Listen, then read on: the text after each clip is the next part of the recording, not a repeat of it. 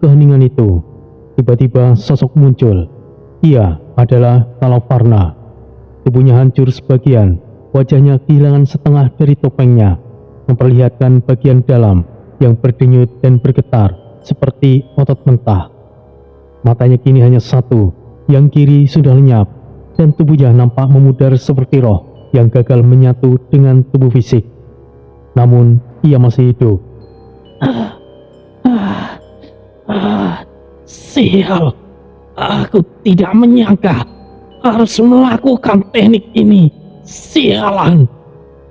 Kalavarna berlutut, batuk keras, darah hitam keluar dari sela-sela giginya. Nafasnya berat, terseret. Energi iblisnya kini tidak stabil.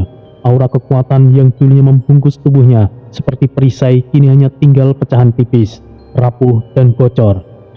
Aku akan ingat. Aku akan membalasnya. Tubuhnya berdenyut dalam ledakan kecil energi setiap beberapa detik.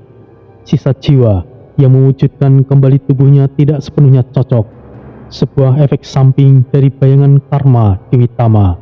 Sebuah sihir iblis langka yang hanya dimiliki oleh segelintir jenderal Asura. Teknik itu memungkinkan satu jiwa terpecah menjadi dua nyawa fungsional. Bila satu mati, yang lainnya bisa bangkit, tapi tidak utuh. Tidak pernah utuh.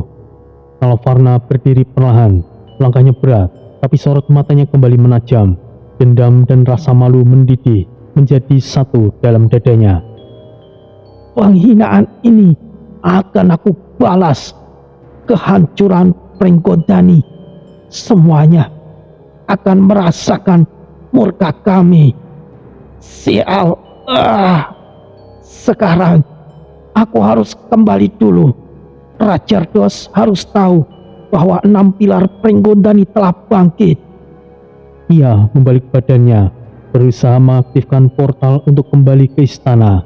Namun sebelum ia bisa membentuk lingkaran dimensional, sebuah percikan api kecil muncul di belakangnya. Tidak berasal dari dalam tubuhnya, tapi dari retakan ruang, dari udara, dari tempat yang seharusnya hampa. Kalavarna membeku dan tubuhnya gemetar. Api itu perlahan membesar. "Hei, mau kemana kau?" Suara itu lembut, tapi di tengah keheningan terdengar seperti palu kuda menghantam tulang belakang. Mata Kalavarna membelalak. Ia tahu suara itu. Ia tahu aura itu. Dan lebih dari semuanya, ia tahu. Sial. Ini tidak mungkin. Kalavarna membeku. Suara itu seharusnya tidak ada. Ia yakin para ksatria Pringgondani telah pergi. Ia melihat mereka terbang meninggalkan medan itu. Ia sudah selamat. Ia sudah seharusnya lolos. Tapi suara itu datang kembali, lebih dekat, lebih hangat, dan lebih membakar. Sebuah nyala api melingkar di udara. Awalnya kecil, lalu tumbuh cepat, berkobar perlahan, tapi dengan suhu yang memelintir realitas. Dari lingkaran nyala itu muncul sosok, bukan fisik biasa, bukan bayangan, tapi jiwa. Ia adalah Wisanggeni. Bukan tubuhnya yang muncul, tapi api jiwa, sepotong kesadaran dan kehendak miliknya yang ditinggalkan di medan pertempuran. Sebuah teknik rahasia yang disebut hanya dalam bisik-bisik para tetua Pringgondani, Bayu Agni Raga. Api yang ditinggal untuk menyelesaikan apa yang belum selesai. Kalavarna jatuh tertunduk, tubuhnya gemetar, separuh wajahnya meleleh, lidahnya kaku. Ia tidak bisa mengeluarkan suara selain satu kata. Tidak.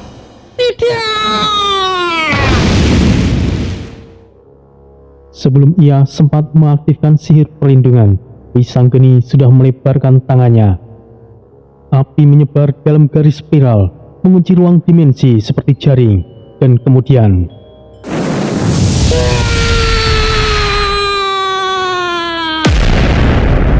api itu membungkus tubuh Kalavarna secara total. Tidak membakar seperti api biasa, tapi meresap, menghapus dari dalam.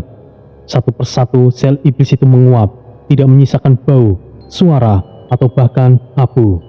Kalavarna melebur, lalu tubuhnya menghilang dan lenyap. Api itu masih menyala pelan, lalu seperti lilin yang padam, ia mengecil dan semakin mengecil, hingga tidak ada yang tersisa. Dan di kejauhan, di atas dek pulau terbang Durmananda, Wisanggeni membuka matanya, perlahan, tenang, seperti seseorang yang baru saja menyelesaikan pekerjaan rumah.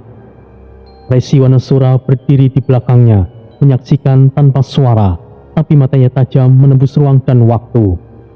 Wisanggeni, apakah ketemu? Ya Resi, tapi sudah selesai. Lalu, bagaimana dengan jejaknya? Semuanya sudah bersih Resi. Bagus, satu kepingan papan telah dibalik, tapi banyak yang masih bersembunyi. Lalu, apa langkah kita selanjutnya Resi? Tanya Antareja, kini berdiri di sisi Wisanggeni. Resi Wanasura tidak langsung menjawab. Ia memejamkan mata. Angin di sekelilingnya berbisik dalam bahasa yang tidak dimengerti manusia. Kita akan pulang. Kita kabarkan pada dunia bahwa perang telah mulai berjalan. Dan Durmananda pun melesat. Langit bergeser, takdir mulai berputar. Langit istana Asura selalu gelap, tetapi kali itu kegelapan tidak nampak berbeda, lebih pekat, lebih berat, seolah awan-awan di atasnya menahan nafas. Di dalam balairung utama istana Rajardos, sebuah ruang raksasa berdinding obsidian hitam dan pilar-pilar berdarah yang berdenyut seperti daging hidup. Para jenderal iblis, penasihat agung, dan pendeta-pendeta neraka berkumpul dalam hening. Mereka sedang bersiap menjalani ritual pengukuhan kekuasaan baru atas kota-kota iblis yang jatuh di bawah kendali kerajaan Rajardos. Namun, tiba-tiba seluruh balairung bergetar keras. Sebuah gelombang energi mengamuk dari singgasana tertinggi. Kilatan merah darah menyambar dari pilar utama. Sebagian ukiran iblis yang terukir di langit-langit runtuh ke bawah, pecah menjadi bara. Semua makhluk membungkuk mendalam, tidak berani mengangkat kepala. Rajardos berdiri. Sosoknya menjulang hampir 2 kali 3 iblis biasa, bertanduk ganda, mata 3, dan jubah hitam yang bergulung seperti kabut maut. Namun hari itu, dari punggungnya memancarkan aura murka yang murni. Tangannya mengepal, sinar merah tua menyala dari retak-retak kulit iblisnya. Suara detak jantungnya memukul dinding-dinding istana. Salah satu petinggi yang berdiri paling dekat, seorang iblis tua dengan kepala menjuntai panjang seperti leher ular, memberanikan diri untuk berbicara. Adukah, apakah terjadi sesuatu? Kami merasakan. Diam! Suara Rajardos berat, tapi tajam seperti bilah obsidian. Satu kata cukup untuk membuat seluruh aula terdiam kembali.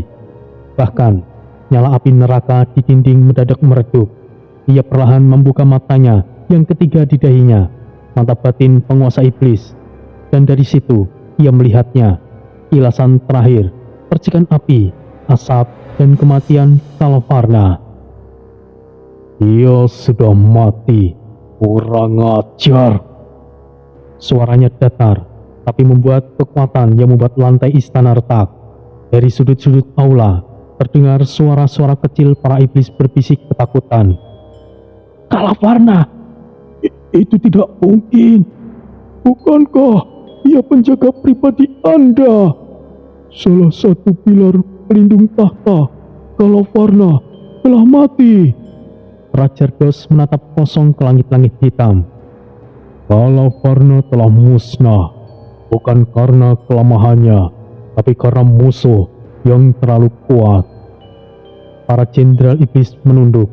Satu persatu, mereka mulai sadar bahwa itu bukan hanya kejadian biasa, itu adalah peringatan. Rajardos turun satu langkah dari singgasananya. Suara langkahnya menimbulkan gema, seperti gerbang dunia bawah yang terbuka. Aku merasakannya.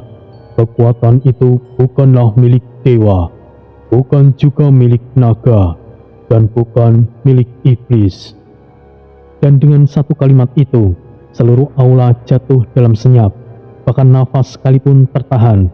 Nama itu, Pringgo Dani. nama yang pernah mereka dengar, tapi mereka kira telah lama hilang dalam debu sejarah.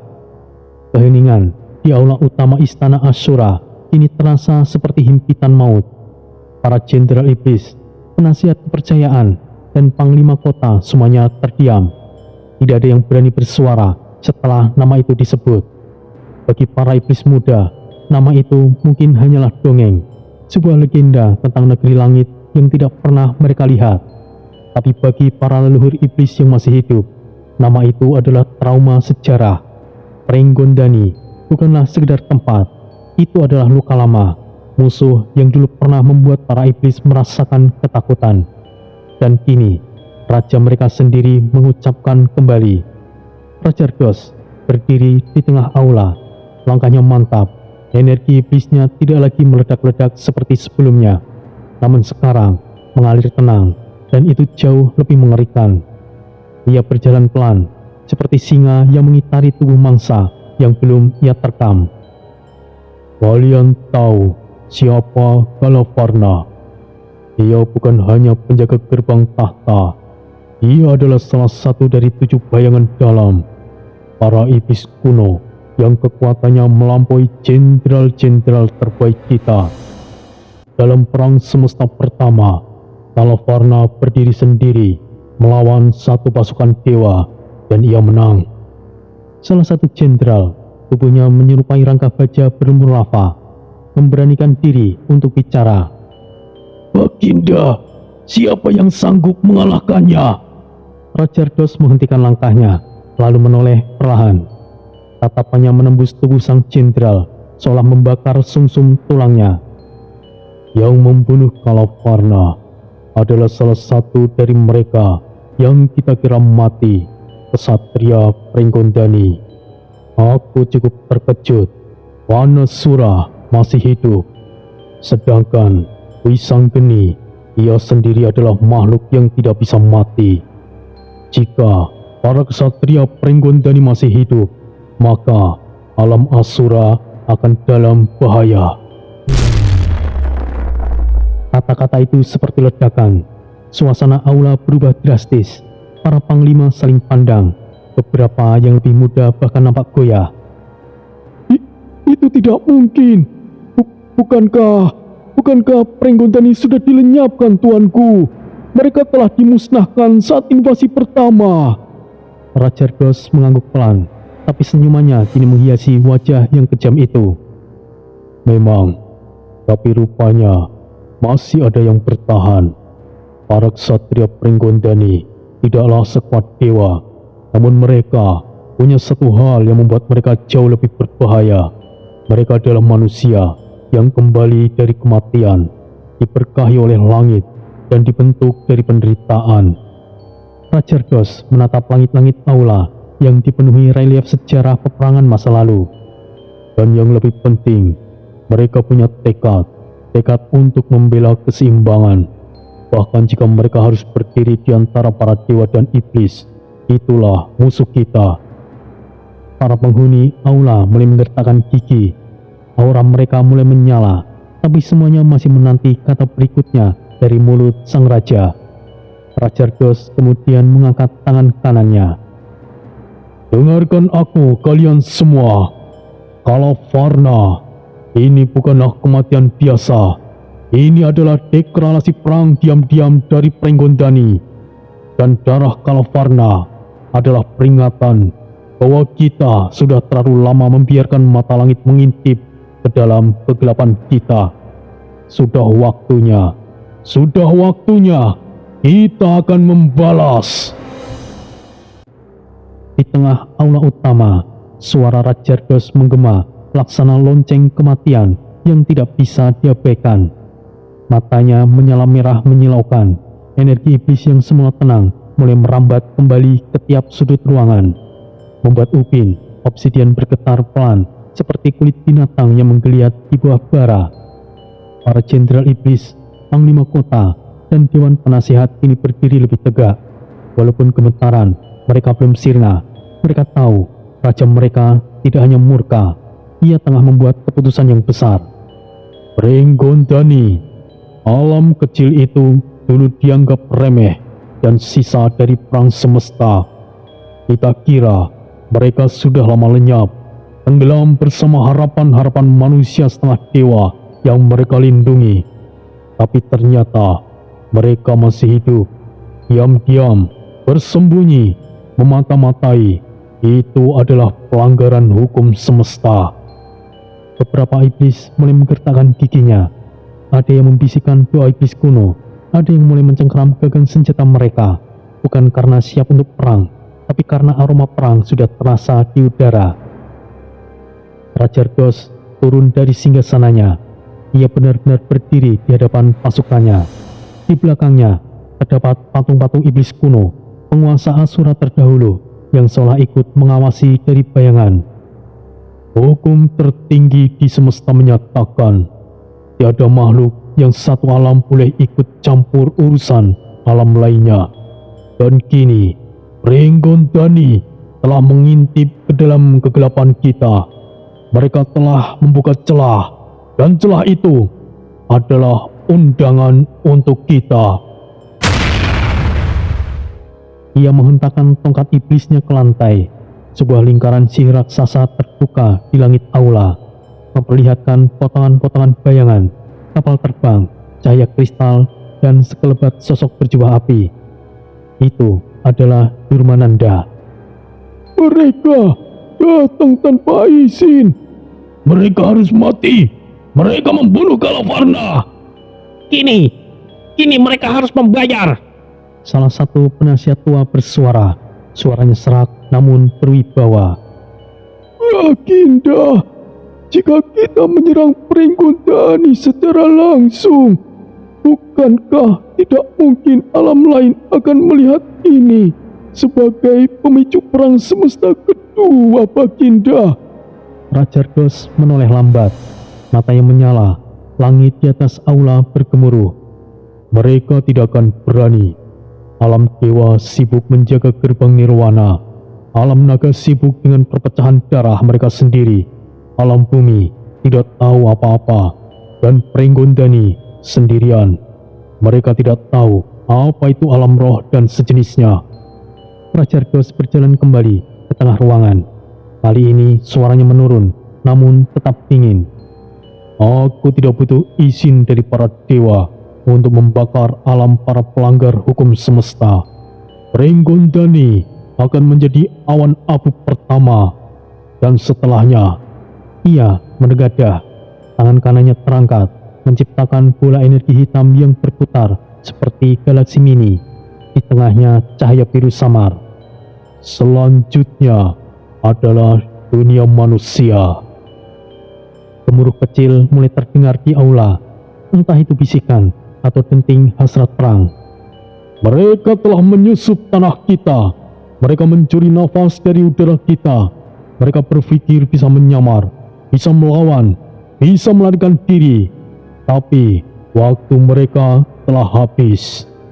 Pringgondani akan hancur, dan dunia manusia akan menjadi altar darah untuk pembuktian kejayaan Asura.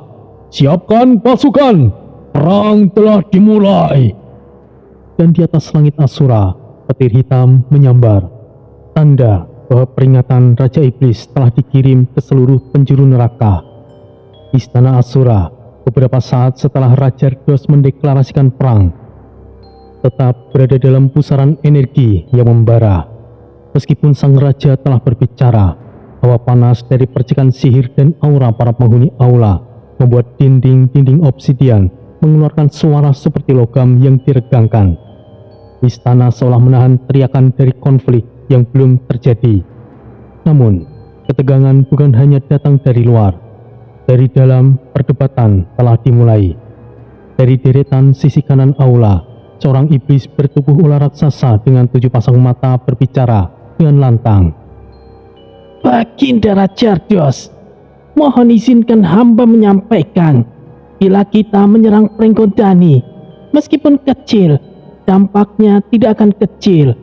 Raja Ardos menoleh, hanya mendengus ringan. Tapi suara-suara mulai berdatangan. Ya, itu benar. Pringgondani bukanlah pusat kekuatan, tapi posisinya celahnya dekat sekali dengan celah penjaga langit milik naga putih. Jika kita mengguncang Pringgondani, mereka bisa menganggap itu sebagai ancaman ke wilayah mereka. Iblis lain menyela, suaranya kasar dan retak, seolah berasal dari batu yang berteriak. Kita sudah lama tidak menyerang. Apakah kalian takut akan perang lain? Kita ini iblis, kita hidup dalam perang. Itu bukanlah soal takut. Ini soal waktu, soal siapa yang memicu dan siapa yang menanggapi. Semakin lama, suara-suara itu semakin panas. Meja panjang dari batu hitam pecah dihantam oleh satu tangan. Kita serang saja langsung. Biarkan prajurit Asura menyerbu langit Pringgondani. Bakar kota emas itu. Dan jika itu memancing murka alam naga atau membuat para dewa keluar dari istananya, apakah kalian siap menghadapi 3 front dalam satu perang? Salah satu tiang ruangan retak akibat amukan aura 2 iblis yang adu kekuatan. Rajargos tidak bergerak, hanya mendengarkan. Mata yang menatap kosong Karhapi Unggun utama di tengah aula. Nyalanya berubah-ubah sesuai dengan intensitas perdebatan. Sampai akhirnya, satu suara muncul dari sudut gelap ruangan. Suaranya pelan, tapi menghentikan semua pembicaraan. Kenapa tidak mulai dengan manusia saja? Seluruh aula hening, semua mata berpaling. Sosok yang berbicara adalah sosok iblis berjubah kain kabut, sang pengamat hukum semesta. Ia dikenal karena tidak pernah berbicara, kecuali memang benar-benar penting. Fakta sudah ada di depan mata. Ada manusia di alam kita. Mereka menyusup. Mereka membawa api dari dunia mereka ke sini. Itu adalah pelanggaran hukum semesta. Alam Asura berhak, bahkan diwajibkan untuk menyerang. Kalau kita serang Pringgondani lebih dulu, kita akan memberi alasan pada alam dewa dan alam naga untuk menyerang kita balik. Tapi jika kita serang dunia manusia terlebih dahulu, mereka tidak akan bisa apa-apa. Beberapa iblis mulai mengangguk, yang lainnya mulai berpikir. Coba bayangkan, jika alam dewa turun tangan demi melindungi manusia, mereka sendiri yang melanggar hukum semesta. Dan itu artinya izin bagi kita untuk menyerang mereka. Dan saat itu terjadi, perang semesta akan pecah. Tapi atas nama keadilan Asura. Nyala api di tengah aula meledak naik. Aura Rajargos mengalir deras. Ini bukan marah, tapi semangat. Apa yang kau katakan benar, Fakar. Rajargos melangkah ke tengah. Seluruh aula kini hanya jadi latar bagi suara sang Raja Iblis. Pringgondani menggigit tangan kita dalam kegelapan. Tapi jika kita membalas dengan cakar terang-terangan, kita hanya mempercepat kematian.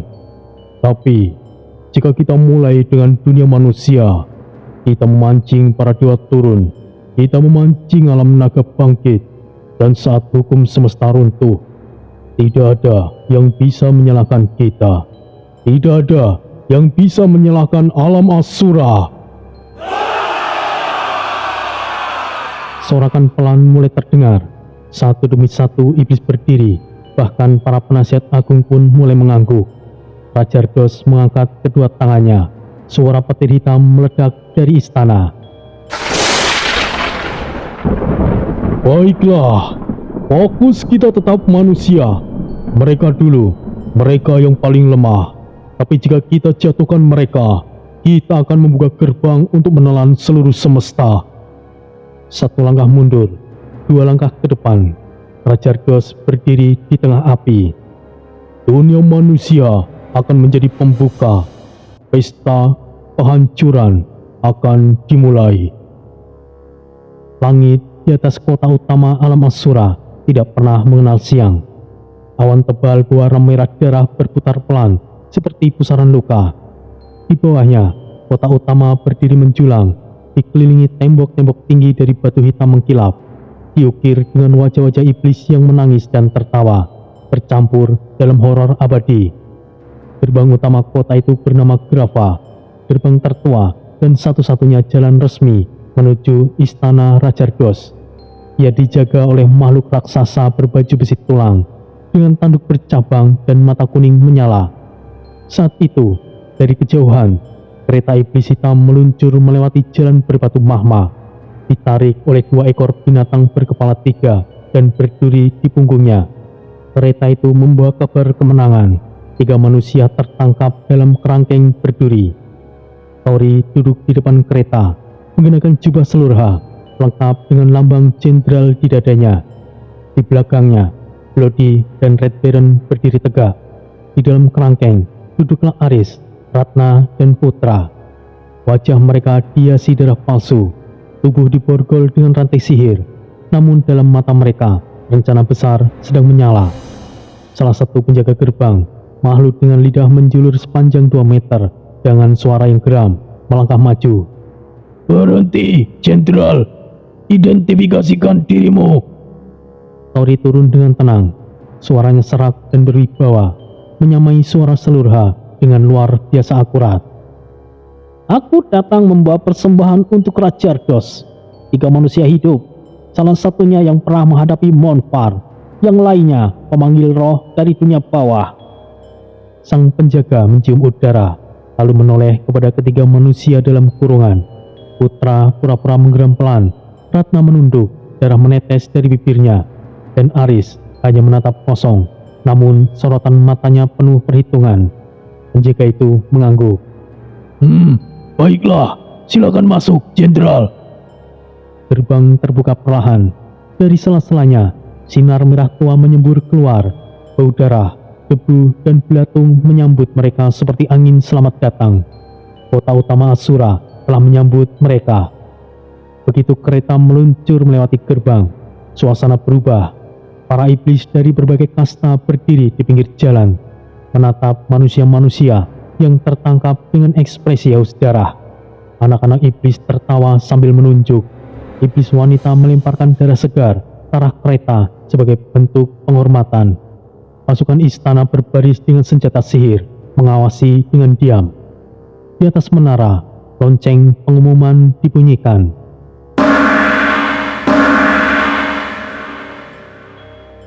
Tanda bahwa tahanan langka telah masuk kota, dan dari balkon tertinggi istana, Raja Ardos membuka matanya.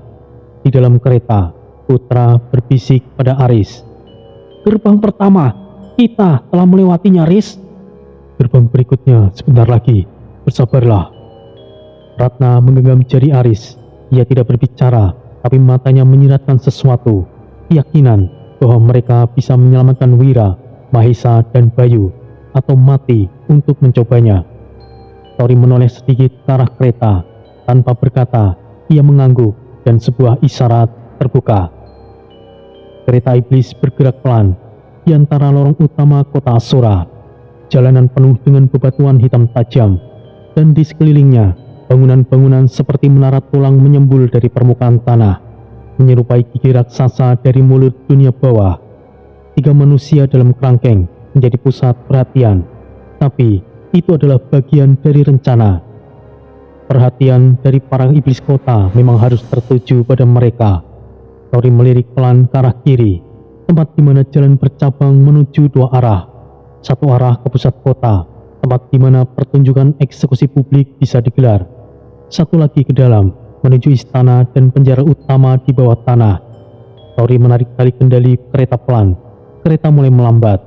Ia menoleh ke belakang dan memberikan isyarat dengan gerakan kepala, sebuah sandi diam yang telah mereka latih sebelum berangkat. Aris mengangguk. Sekarang, kita harus bergerak. Dalam sekejap, segel rantai spiritual di tangannya menghilang. Raka Wisesa yang tersembunyi di dalam alam batin Aris telah memanipulasi bentuk rantai tersebut sejak dari awal. Ia membuatnya seolah nyata di mata iblis.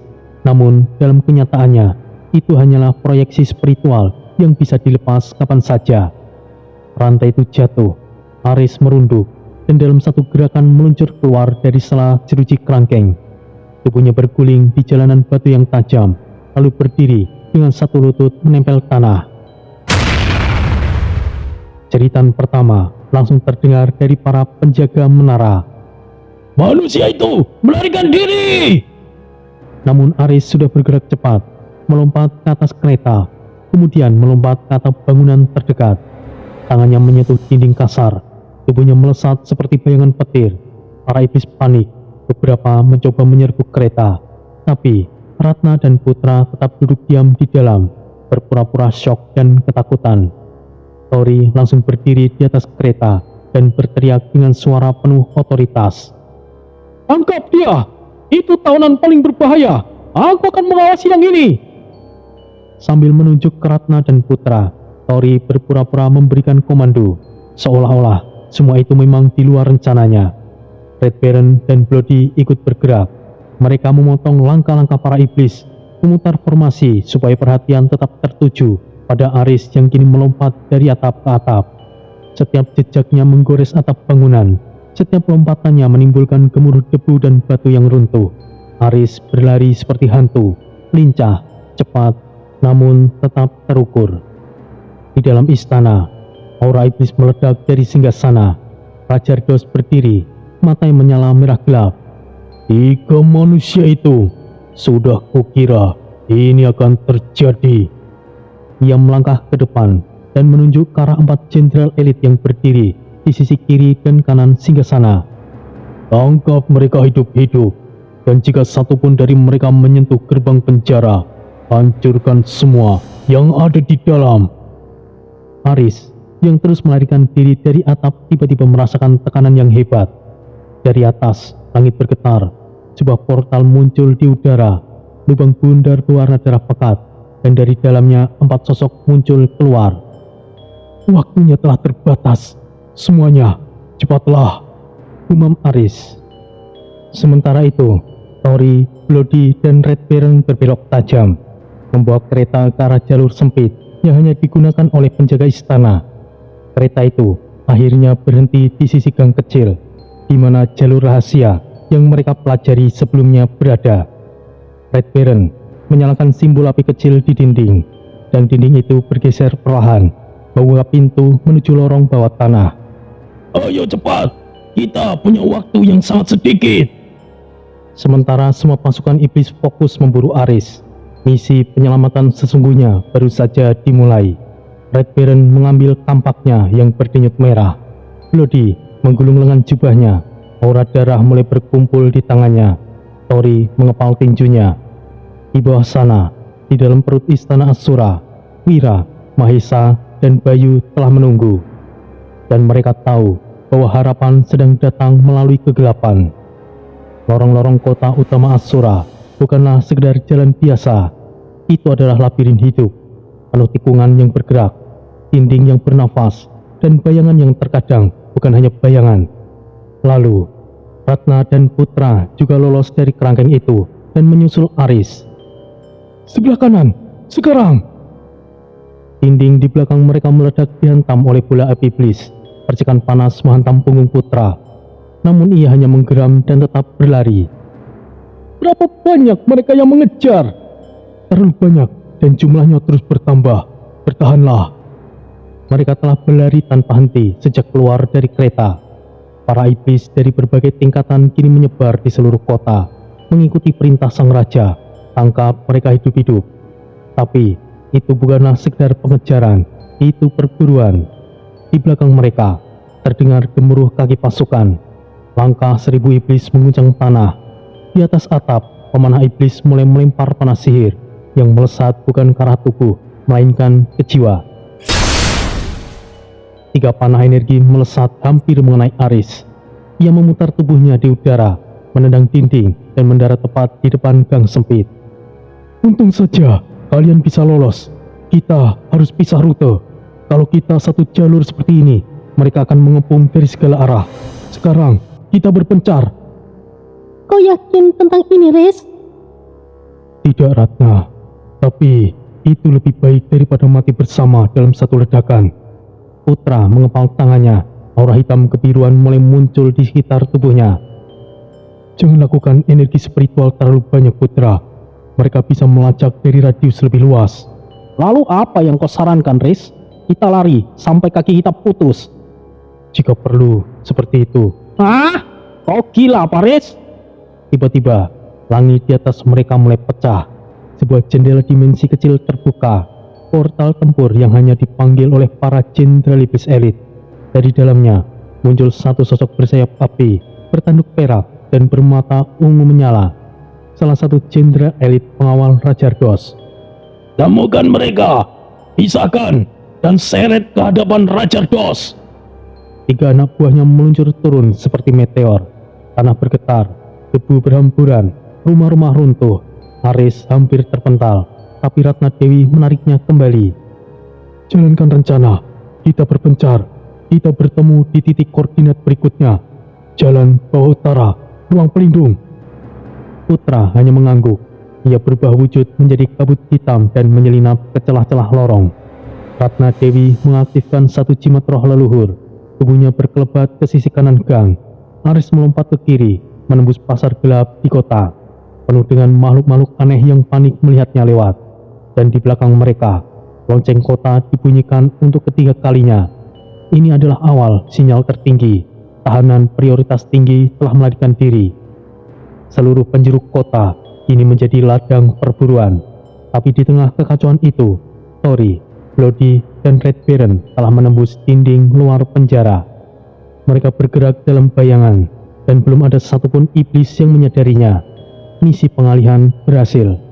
Sementara Aris, Ratna, dan Putra menari di antara maut. Misi penyelamatan sejati sedang dimulai. Lorong bawah kota utama Asura bukanlah tempat untuk makhluk biasa. Dindingnya dipenuhi ukiran penderitaan. Tangan-tangan manusia dan iblis tertanam dalam batu, membeku dalam ekspresi kesakitan abadi.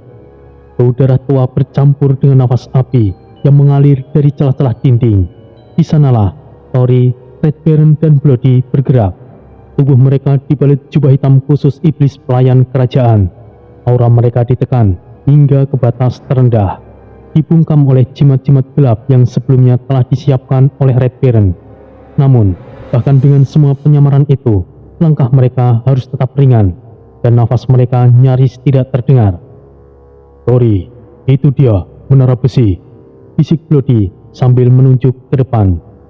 Di ujung lorong, membentang struktur menara bawah tanah setinggi 30 meter. Seluruh bagiannya bukan dibangun dari batu, melainkan dari tulang-tulang iblis yang dicairkan dan ditempa menjadi logam hidup. Di tengah menara, terdapat lubang vertikal, lubang yang menjadi jalur penurunan ke lantai paling dasar, penjara neraka 13, tempat Wira, Mahisa, dan Bayu ditahan. Tapi harapan itu segera digerus oleh kenyataan. Di depan menara berdiri pasukan penjaga khusus, bukan pasukan biasa, bukan iblis pangkat rendah.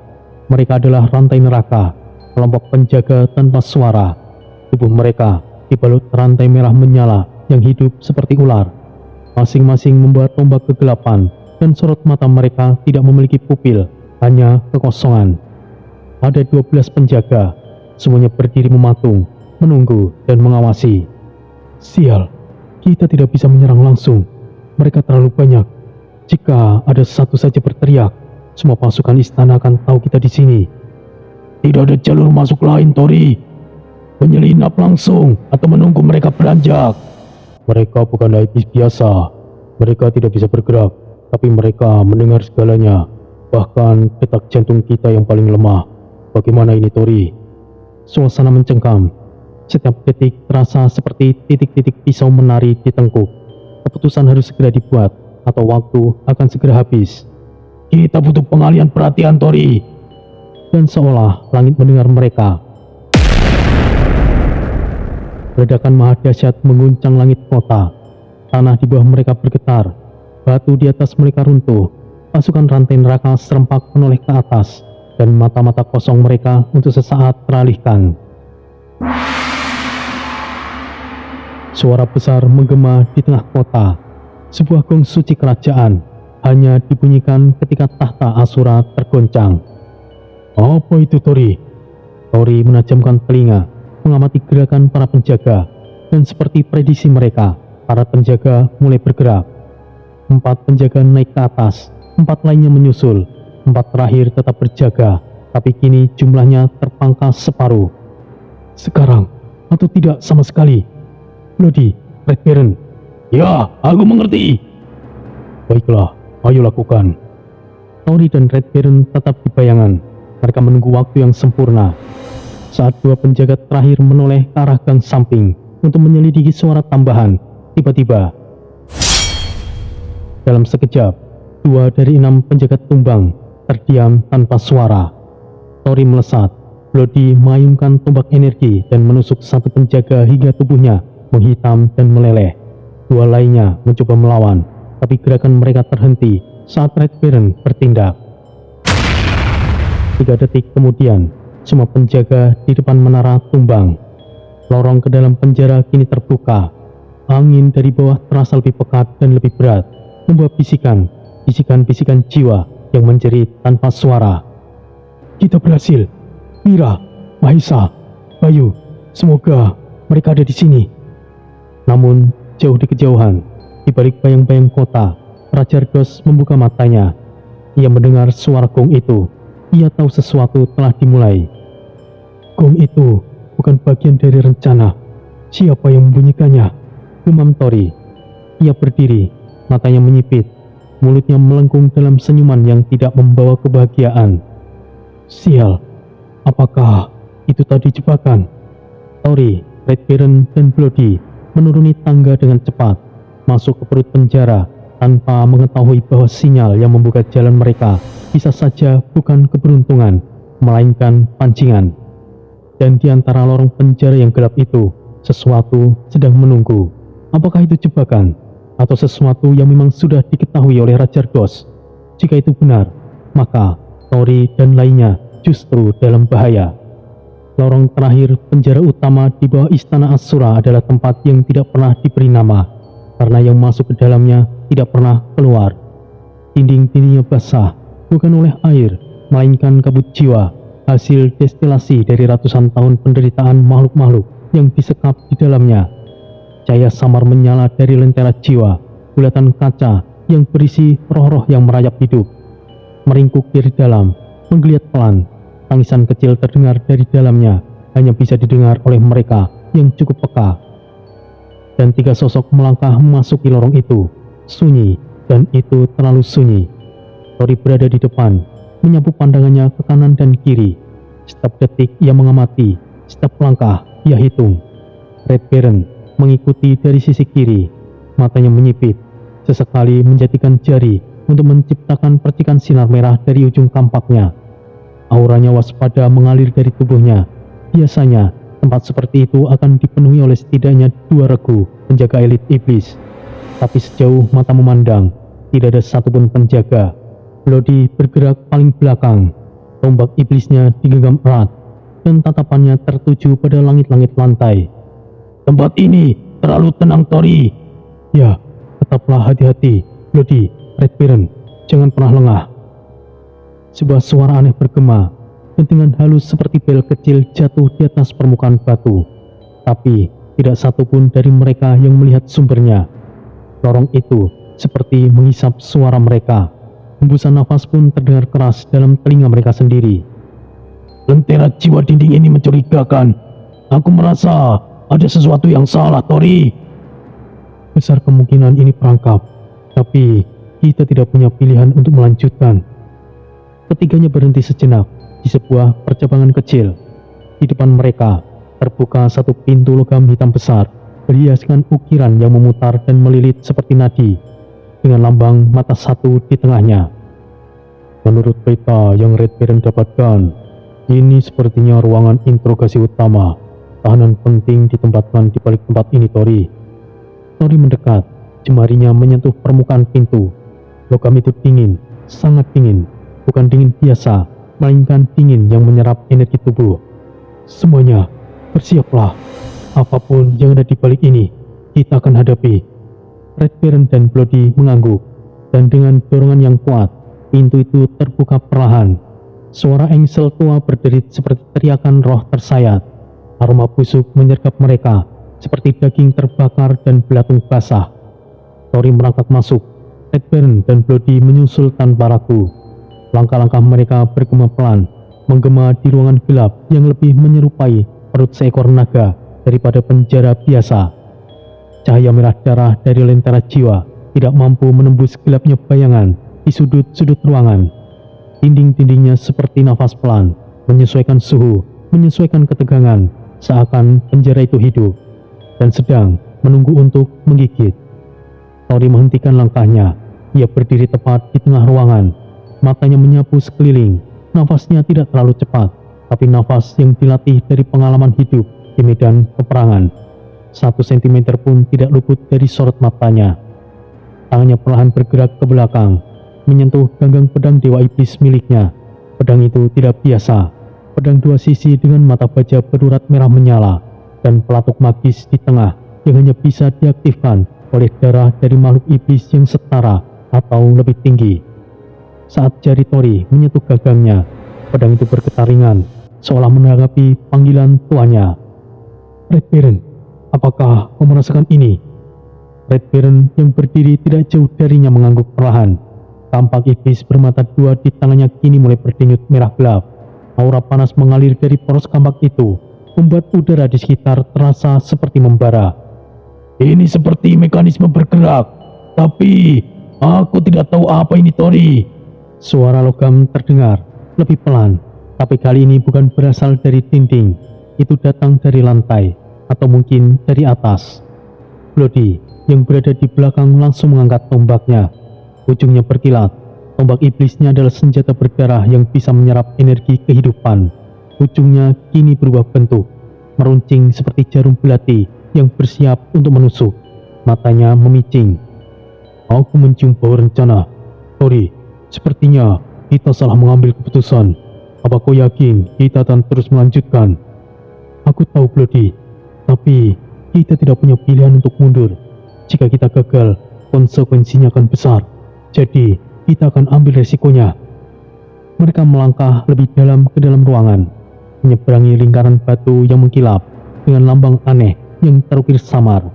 Lambang itu tidak ada dalam peta ataupun skema penjara yang mereka dapatkan dari penyusup sebelumnya.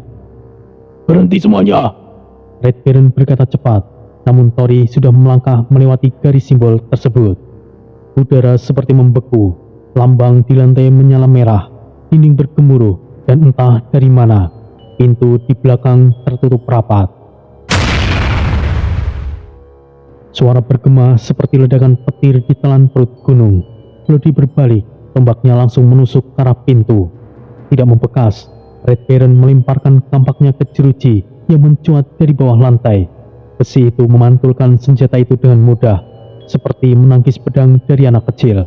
Kerangkeng iblis, kurungan yang menekan kekuatan, sial! Ini penjara dalam penjara. Mereka sudah tahu kita akan datang, Tori. Tori hanya diam, wajahnya tidak berubah, tapi tetap tenang. Matanya gelap, ia menatap ke langit-langit yang perlahan terbuka seperti kuncup bunga. Cahaya merah mulai turun, kerangkeng mereka bergerak naik. Aku tahu ini akan terjadi, tapi kita akan pikirkan cara lain. Dan saat kerangkeng mulai naik ke permukaan, cahaya terang menyambut mereka. Lapangan utama Istana Asura, ribuan iblis telah berkumpul, dan di ujung, 3 kerangkeng lain telah menunggu. Tepat saat kerangkeng menembus lantai batu dan muncul di tengah lapangan Istana Asura, suara ledakan sihir menggema dari mekanisme pengangkat bawah tanah. Tanah berguncang sesaat, dan jeruji besi yang mengurung Tori, Bloody, dan Red Baron berdiri tegak di hadapan ribuan pasang mata iblis yang menanti, seolah menyaksikan tontonan besar yang sudah lama mereka dambakan. Sial, sekarang situasinya bertambah rumit, Tori. Tapi aku percaya kau pasti memiliki cara. Gumam Bloody pelan, matanya menyipit melihat kerumunan yang melingkari mereka dari segala arah. Di sekeliling mereka, arena batu berbentuk epis berdiri tinggi. Tribun-tribun iblis memenuhi dinding-dinding arena seperti tangga neraka. Bentuknya bergerigi, dan tiap diangkat, para iblis dari berbagai ras, bertanduk, bersayap, bermata satu, atau bahkan tanpa tubuh fisik bersorak liar. Lonceng pertempuran berbunyi di menara selatan, menandai dimulainya peristiwa besar. Ini seperti kita berada di arena gladiator, Tori. Akan lebih baik jika bertarung dan mati daripada dieksekusi. Tidak, kita memang masuk ke dalam panggung eksekusi, Red Baron. Tori berdiri di depan dua rekannya di dalam kerangkeng. Matanya menelusuri tribun. Ia melihat panji hitam dengan lambang mata api. Lambang kekuasaan langsung dari Raja Argos berkibar di belakang singgasana api berduri. Dan disitulah Raja Argos duduk. Raja Iblis itu tidak berkata apa-apa, tapi nyala matanya seperti menembus isi jiwa siapapun yang berani memandang balik. Di sisi singgasana terdapat 3 kerangkeng besar lainnya, diletakkan dalam posisi menunduk ke tanah, seolah merendahkan isinya. Di sanalah Mirakusuma, Mahisa Anabrang, dan Bayu Sagara berada. Tubuh mereka terkulai, luka menganga, roh mereka terikat dalam rantai sihir merah menyala.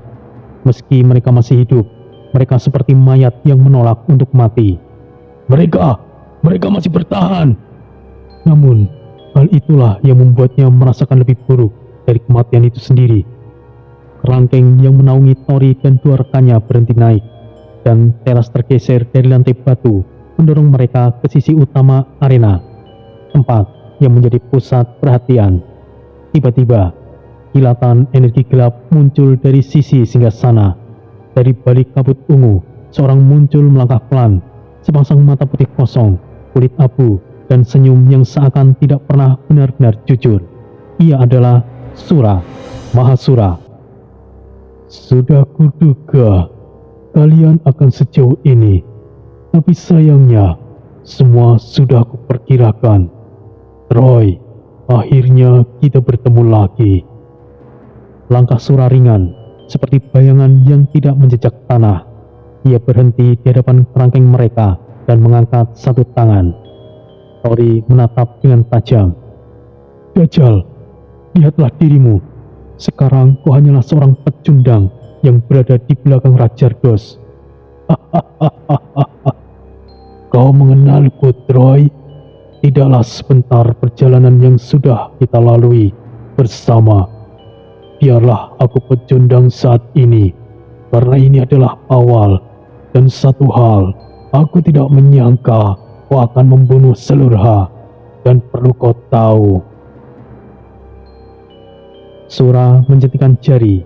Dinding arena berubah menjadi layar sihir, memperlihatkan bayangan Tori membunuh Selurha di kegelapan. Namun dari kejauhan, satu sosok bayangan kecil terlihat kabur. Seorang pengikut Selurha yang pergi diam-diam. Sejak saat itu, aku merencanakan semua ini. Sebagai penguasa kota, sudah kewajibanku untuk menjaga keamanan kota ini, bukan? Aku tidak peduli apa tujuanmu, Dajjal. Aku kemari karena tujuanku sendiri. Troy, sang dewa iblis, apakah kau datang untuk menyelamatkan manusia? Sungguh mengejutkan. Tiba-tiba, Sura menghadap ke tribun dan mengangkat tangannya. Wahai rakyat Asura, lihatlah, iblis pengkhianat yang berusaha menyelamatkan manusia itu dan pengoyah tahanan kini terkunci dalam jeruji mereka sendiri.